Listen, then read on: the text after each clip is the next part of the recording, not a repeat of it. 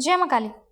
तो आज के इस वीडियो में हम बात करेंगे कि जिन व्यक्तियों के ऊपर से उनकी सकारात्मक शक्तियों को उतार लिया गया है, यानी अगर आप पूजा पाठ करते हैं और आप किसी ऐसे भगत या साधक के पास चले गए थे जिन्होंने आपके ऊपर से सकारात्मक शक्तियों को उतार लिया है और अब आपको पता चला है कि आपके ऊपर से सकारात्मक शक्तियाँ उतर चुकी हैं, तो आज के इस वीडियो में मैं आपको यही बताऊंगी कि कैसे आप उन अपनी सकारात्मक शक्तियों को दोबारा अपने पास वापस बुला सकते हैं।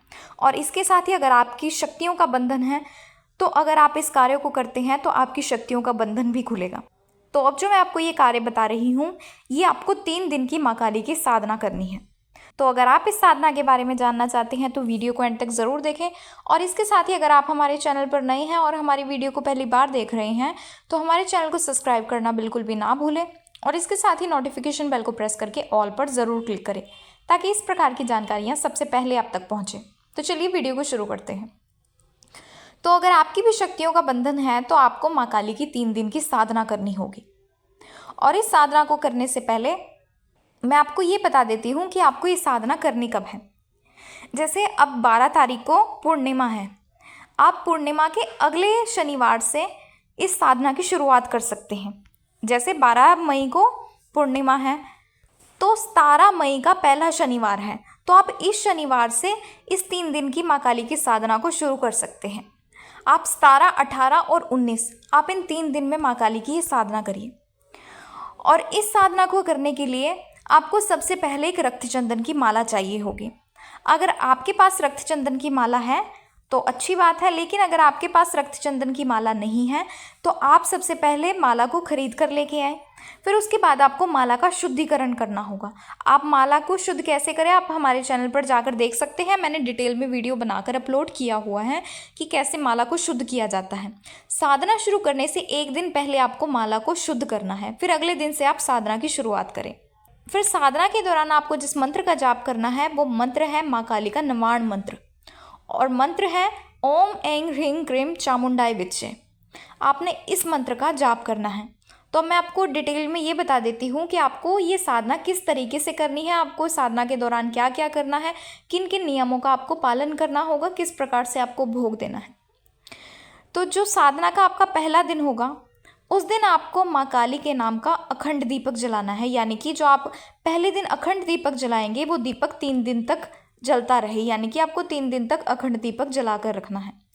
और जो आपका अखंड दीपक होगा उसमें आपको कलावे की बाती का प्रयोग करना है, यानी कि आप कलावे की बाती ही उस दीपक में लगाएं। और इसके साथ ही उसमें या तो आप तिल का तेल इस्तेमाल कर सकते हैं, लेकिन अगर आपका सामर्थ्य है तो आप देसी घी का यूज़ भी कर सकते हैं।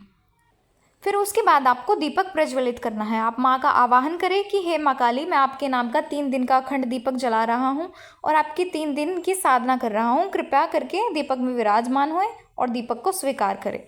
तो इस तरीके से आपको अखंड दीपक प्रज्वलित करना है। फिर उसके बाद जब आप अखंड दीपक को प्रज्वलित कर लेंगे फिर आपको 2 लौंग और 2 इलायची और 1 चुटकी लाल सिंदूर आपको दीपक के अंदर डालना है। फिर उसके बाद आपने माँ को तिलक करना है और फिर उसके बाद आपको देना है भोग।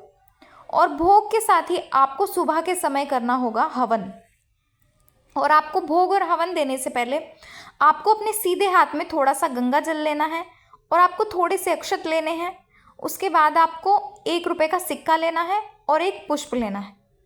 अपने सीधे हाथ में लेकर आप संकल्प लें कि हे माँ काली, मेरा नाम ये है, मेरे पिता का नाम ये है, मैं यहाँ का रहने वाला हूँ, मेरा गोत्र ये है, मेरा मकान नंबर ये है, मेरे शहर का नाम ये है, मैं इस देश में रहता हूँ।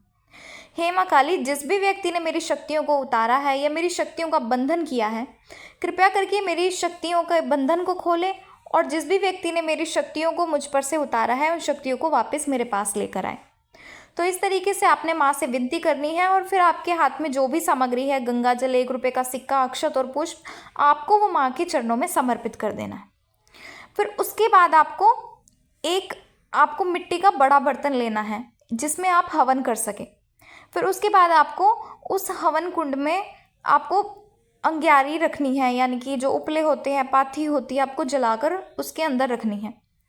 फिर उसके बाद आपको उस हवन में अग्नि प्रज्वलित करनी है। उसके बाद आपको भोग देना है। भोग आपको सबसे पहले 2 लौंग का भोग गणेश भगवान जी को देना है। आप गणेश भगवान जी का आवाहन करें, 2 लौंग लें, कि हे गणेश भगवान जी 2 लोगों का भोग स्वीकार करें। फिर आपको 2 लोगों का भोग देना है। उसके बाद आपको 2 लोगों का भोग बाबा भोलेनाथ जी को देना है। उसी तरीके से आपको 2 लोगों का भोग आपको तिल के तेल या देसी घी के अंदर आपको डिप करके अपने गुरु भगवान को देना है कि हे गुरु भगवान 2 लोगों का भोग स्वीकार करें। फिर उसके बाद आपको 5 लौंग और 1 बताशे का भोग माँ काली का आवाहन करते हुए माँ को भोग देना है। फिर उसके बाद आपको 2 लोगों का भोग बाबा भैरवनाथ जी को देना है, 2 लोगों का भोग आपको हनुमान जी को देना है। फिर उसके बाद आपको 2 लोगों का भोग अपने कुलदेवी और कुलदेवता के नाम से देना है और 2 लोगों का भोग आपको अपने पितरों के नाम से देना है। फिर इस तरीके से जब आप ये भोग दें, उसके बाद आपको हवन शुरू करना है और हवन आपको करना है लौंग का हवन।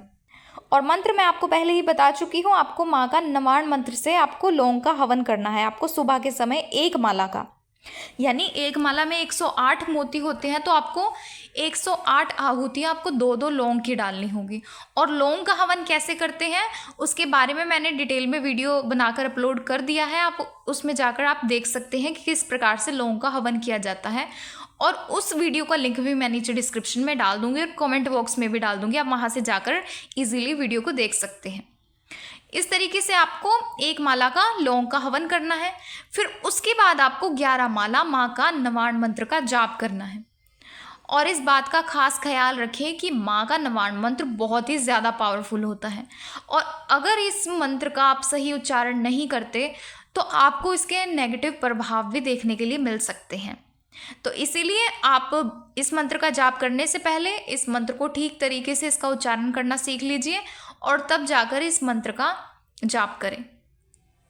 फिर इस तरीके से आपको 11 माला का जाप करना है और फिर आपको शाम के समय केवल माँ का 11 माला का ही जाप करना है। इसी मंत्र की आपको 11 माला का शाम के समय जाप करना है और सुबह के समय आपको 3 दिन लगातार भोग भी देना है और हवन भी करना है और 11 माला का जाप भी करना है, लेकिन शाम के समय आप केवल जाप ही करें।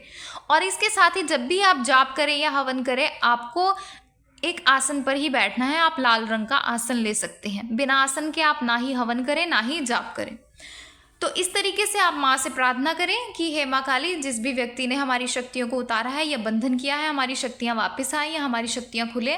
तो अगर आप पूर्ण श्रद्धा और विश्वास के साथ इस साधना को करते हैं तो आपकी शक्तियाँ दोबारा वापस भी आएंगी। और अगर आपकी शक्तियों का बंधन है और आपको माँ का कोई अनुभव नहीं हो रहा है तो आपको अनुभव भी होंगे, आपकी शक्तियाँ भी खुलेंगी और आपके पास शक्तियाँ वापस भी आएंगी।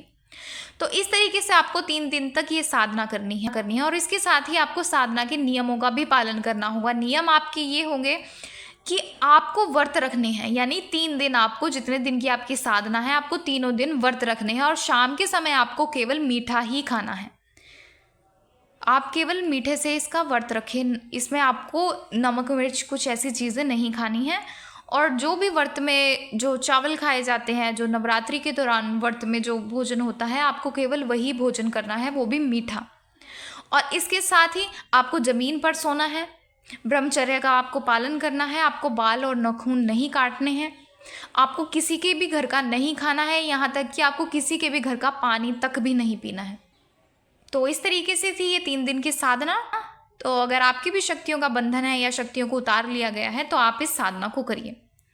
तो आशा है आपको जानकारी पसंद आई होगी। और अगर आप हमारे चैनल पर नए हैं और हमारी वीडियो को पहली बार देख रहे हैं तो हमारे चैनल को सब्सक्राइब करना बिल्कुल भी ना भूलें और इसके साथ ही नोटिफिकेशन बेल को प्रेस करके ऑल पर ज़रूर क्लिक करें ताकि इस प्रकार की जानकारियाँ सबसे पहले आप तक पहुँचे।